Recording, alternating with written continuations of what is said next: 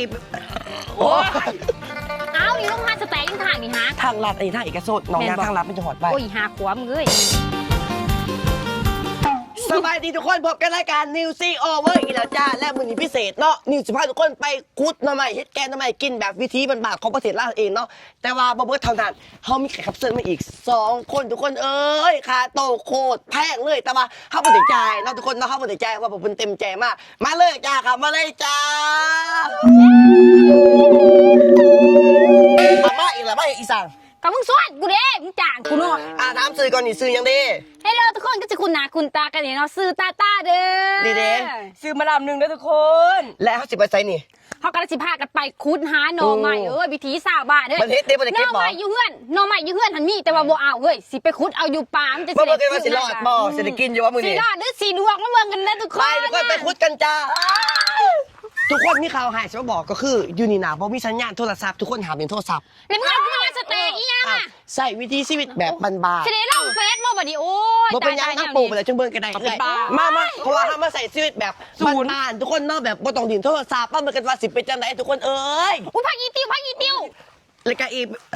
โอ้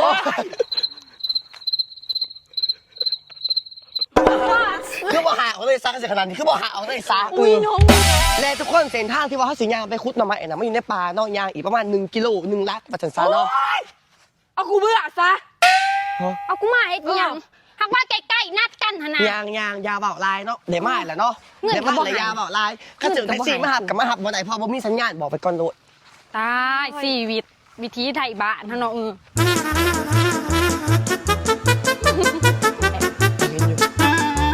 และเส้นทางที่ว่าจะถึงไปนะทุกคน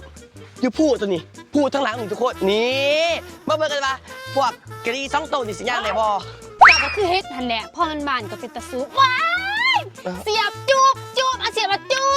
บว้ายเนาะอีหยังวะย่างอาม่าทุกคนเจอหมาดิจังนี่ไปหาผักย้ำเลย30หอดด้วยลงประตูทุกคนประตูเลยเด้อประตูเหรอล่าสุดได้กินแกงหน่อไม้ใส่หอยทุกคนนอนยางมาไม่เป็นน้ำคือหอมบ่เลยคือน้ำอีสังนี่ลำธารทุกคนนี่หอยน้ำทุกคนโอ้ยนี่นะตะสะโอนมีหอยน้ำอันหน่อยกับมีปลาเลยเหลือปลาซิวปลาอีสังเขินปลาหน่อยเนาะจองเนาะอู้เสียบมีปลาบ่อ๋อทุกคนมึงแม่นี่เนาะกินแกงหน่อไม้ใส่หอยใส่สีนจะเป็นโรยต้นตะวันสีน่ะซื้อเอาทุกคนเนาะข้าสิเป็นขาหมูท่านนี่กับบ่ได้บ่มีหมูเนาะย่างเกือบ1 ชั่วโมงทุกคนเอ้ยเห็นแล้วหน่อไม้ทุกคนนอนบักใหญ่นึงใส่ตะตาแล้วมันไก่ๆนี่ใช่นี่บ่โอ้ยนอนใหญ่สบายขึ้นมัดสันคือแตกเนี่ยนี่บ่ฮะสิบ่ทุกคนหน่อไม้ทุกคนอันนี้ก็เอาบ่นี่เด้หันทั้งหอยทั้งเห็ดสุดจากครบสูตรเลยนี่อันนี้เป็นคนพามาทุกคนเนาะเพราะว่านิวกับโบจักสินทางดอกอันนี้เป็นฟันเนตต้าทุกคนใส่เห็ดละบ่ใช่นี่โอ้จะมานอนใหญ่แท้เอาดึง1 2 3นี่คือมานางแหละใส่มาเก็บหน่อไม้โว้ยจะไม่สาดเนาะกูนอนห้องแงมเย็นเมืองบ้ากูมาเฮ็ดอีสังกูไงปุ้ยโอ้ยซับกูสิเก็บหมอกูซะมาเมื่อยมาหอนเถอะเด้บัดนี้เนาะห่วยต้นน้องใหญ่เลยต้นอากาศตอนนี้นะนิวเองก็สิเป็นวินทุกคนเนาะความว่าเย็นซุ่มซืนเย็นแบบเย็นบ่อัพเย็นแห้งเหงื่อออกปานอาบน้ำใหม่ทุกคนเอ้ยจะเป็นกูเมื่อยเด้แต่ก็ยาหุ่มเพื่อกินแกงหน่อไม้เขาว่างขายได้กับบ่ซื้อไม่คลิปได้มักความลำบากจากมาอัดคลิปในกล่องหน่อไม้เนาะแต่ทุกคนได้เอาไปซะเด้อฮะซานั่นอย่าต่อร้ายเด้อเห็นบอกความลำบากว่ามันเอาหยาซ้ำใดเฮ้ยไผบอกว่าซื้อหน่อไม้มากินเองง่ายกว่ายาต่อคนหาเนี่ยมันเหนื่อยทุกคนเนาะเข้าใจความรู้สึกแหละถ้าที่ว่านิวบ่ได้ขายได้นิวขายสบู่แคลรี่แต่ว่าไปหอนตะตอคือเก่าไปหอนตะตอคือเก่านี่แหละใช่ลำมึงใหญ่นึงพุ่นลำใหม่ไผ่โอ้ยไม่ได้งูทางถึกนอนนี่ถึกนอนบ่พ่อใหญ่บ้านอะไรน้องใหม่มาอีกแล้วสะออนพี่น้องเอ้ยป้าน้องใหญ่นึงเอ้ยพ่อใหญ่บ้านเสือแดงโอเคพ่อไปเมื่อไปพ่อใหญ่แดงไอ้ต้นพ่อใหญ่แดงมาไว้ล่ะสิเป็นพี่แต่ทุกคนกูยาวกูแห้งเมื่อยล่ะสุดพากันลงทางโอ้ยหันยางมากเลยมีต้นตาลลงทางเฮ้ยป้าพาฝากพูดตาหามก็ยางสามีอย่าได้เฮ้ยถ่ายคลิปหอบก่อนนะกินตำบักหุ่งอยู่เพื่อนเพื่อนผ่านมาบอกว่าอยากกินแบบลำบากมาหาคุณตำใหม่บึงมาที่ไม่สิขักกลัวชุดถ่ายกันได้ตำเพื่อนดีกว่าน้องเอ๋ยเนาะตำเพื่อนดีกว่าเนาะตอนนี้เคยได้ยินว่าเพลงนั้นถ้าเราเหนื่อยล้าต้องเดินเข้าป่าดีโอ้กูบ่เดินกูออกขึ้นกูเมื่อยกูบ่เดิน และตอนนี้เขากับมาอดเที่ยงหน้าหน่อยทุกคนเนาะขอนั่งพักกันแป๊บนึงสิตายทุกคนเมื่อยเฮ็ เย็ ด นให้เย็นมายัง ย่างไปกับพื้นที่2 กิโลเนาะเอาเอ้ยไทยนั่งพีบ่นี่ นั่งพียังกูล้างไฟอยู่ไง แม่นบอกโอ้ลืมไป บ่สวยยังกับไปนั่งซื้อเด้อ แม่นบ่ นี่ได้นี่ไหน เจ๊นึงจะไปไทยมาจะลาบ่นึงซะนึงไปอยู่ไทยเกือบเดือนปลายเนาะไปอยู่ไทยเนี่ยไปอยู่ไทย ก็ ไปลินบ่หรือว่าไปเฮ็ดหยัง อย่าปากที่เลย ไปขาย จากบัวฝรั่ง โอ้ย เข้าไปพัทยาแล้วทุกคนไปญาติต้นโคโคนัทออฟฟิศนิวซี จะสิมาจะบ่มีซิกหยังข่อยได้เพราะว่าขอยมีรปภเฝ้าโคนัทออฟฟิศข่อยอยู่ฮะ เขาสแกนนิ้วเขาด้วยจ้ะ จะสแกนนิ้วเขาก็บ่ได้ ลายจ้า นี่เอ้ยตัวนี้ นั่งน้องใหม่จ้า ปันตะวะฮิโบเป็นปันตะวะฮิโบเป็นข้าวบัวไม่ล่างอันนี้เฮ็ดช่วยกันตะบ้า ปันตะวะฮิโบเป็นทุกคนแล้วตัวนี้นี่ก็ล่าสิล้างน้ำใหม่ทุกคนเนาะล้างจะหอมนี่เอ้ย ท้องซ้ายพอบอกเลยมันเกี่ยมสะอาดเนาะ เกี่ยวสะอาดก็บ่เด้ นี่มัน อ ตุกนึงเลย แสบที่บอกเอาฟีมือฟีตี ว่าท่านได้กิน โอ้ยาก ท่านได้เฮ็ดจะไปสาดเนาะ ขึ้นไปตุ่มทุกเงื่อนต่อทุกคนเนาะตัวเขาดังไฟบนกี่นี่อ๋อลืมปดเกิด โอ้ลืมปดกบคา ลืมปดเกิดหลังจากที่ว่านี่ไปเก็บหน่อไม้ในป่าแหละนอกจากนั่งถ่ายอยู่อันยังก็เคยยังวะ เที่ยงหน้า อยู่เที่ยงหน้าหน่อยแป๊บหนึ่งเลยกะพากันมาเก็บผักขะแยงต่ออีกทุกคน ป้าจะบางทีมาข้าวเดียวเก็บ เก็บ มึง แกง ลาย ทำไมบ่ใส่ผักขะแยงที่ว่าบ่ใส่มันบ่เอื่อย สิซื้อมากกับบ่ซื้อแล้วมันบ่ได้ฟิลไทยบ้านเฮ้ย ขั้นซื้อเอากะหาผักจะได้กินเลยทุกคนผักขะแยงเองทุกคนผักขะแยงโอ้อันคนเดียวเขาใส่แกงทำไมแต่ว่า เออแล้ว หอมเป็นคนเนาะนี่เก็บผักขะแยงเลยทุกคนไปใส่เลยบ่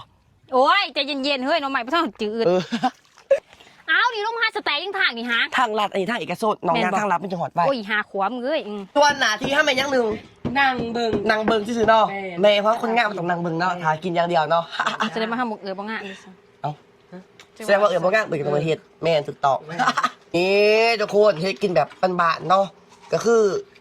เฮ็ดจะพื้นเลยเนาะเอ้ยเนาะบานๆดิ พื้นบ้าน พื้นบ้านเอิ้นเนาะนี่และตอนนี้หน้อใหม่ของเฮากับลงหมอเป็นทีเรียบร้อยแล้วทุกคนเนาะตอนนี้ก็เป็นเวลา1:30นมาถ่ายแต่10 โมง3 ชั่วโมงบ่ทันกินซ้ำข้าวเช้าข้าวเพลนเอื้อยนี่ว่ามันไกลๆเบิ่งอ่ะเป็นตาแสบบ่มันไกลๆเบิ่งทุกคนเป็นตาแสบบ่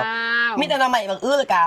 รายการอีสานก่อเฮ็ดหูหนูมีแต่สามีทุกคนพี่พัก มีแต่ว่าพัก นี่บ่ เอ้ย พักอีสาน เนี่ยเขาไปเก็บมาจากทง โอ้ยแม่นบ่ลืม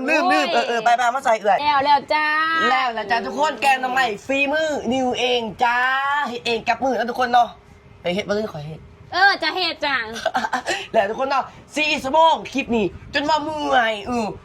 ไปกินก่อนทุกคนเนาะเบิ่งไหมเป็นตะแสบแห้งแกงหน้ำใหม่แบบบานๆทุกคนแล้วจ้ะทุกคนเนาะกำลังสิเอาไปลบบำรุงเอื้อยก็ชัวเฮียก็คือบ่ได้กินได้ไปหาใหม่หน้ำใหม่ มึงลงก่อนมึงจังเมานิ่ว แล้วทุกคนเนาะ กิน มันนั่งกินอยู่กล่องตารางทุกคนเนาะเพราะมันจริงเย็น อ๋อ ที่เรื่องมันหอน เย็น แห้ง แห้ง เนาะที่เรื่องมันหอนแห้งทุกคนแบบ3 ชั่วโมงได้สำเร็จแล้วทุกคนเนาะเอื้อยกินเท่าละตอนเด้อมันสิเบิร์ดต้นหน่อไม้สิขาดไปหาใหม่ เอ้ย โอ้ยน้ำแตก เออน้ำแตกเฮ้ย กำลังสิตาเข่าไหมจ้านี่ ข้าวเจ้า หุ้งเข่าเซตอันนี้เนาะใส่หัวเข่าเนาะ หุงข้าวเจ้าใส่ข้าวเหนียว เเลิศแกงหน่อไม้ทุกคนเนาะใส่เวลาต้ม4 ชั่วโมงหมออยู่ทุกคนเนาะทั้งไปหาทั้งไปแกงทั้งเฮ็ดนั่นเฮ็ดนี่ทุกคนโอ้ยซ้ำจะได้กินนี่ทุกคนมันมันจะว่าสิแสบบ่ พี่จะไม่บายมึกนะวะ ไม่บายยังไง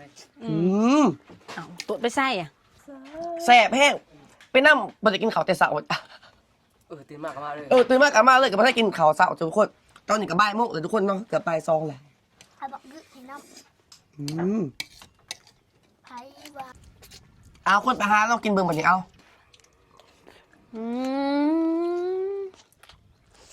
ต่างไหม แสบบ่ แซ่บมาก ตัวหนึงเอา คนซีมทุกคน คนซิมต้องเป็นคนเห็นเนาะแซ่บบ่ ใช่ และนี่ก็สิจบคลิปเพียงสนิทเด้ออย่าลืมกดไลค์กดติดตามกดแชร์เด้อบ๊ายบายเจอกัน EP ต่อไปจ้า บ๊ายบาย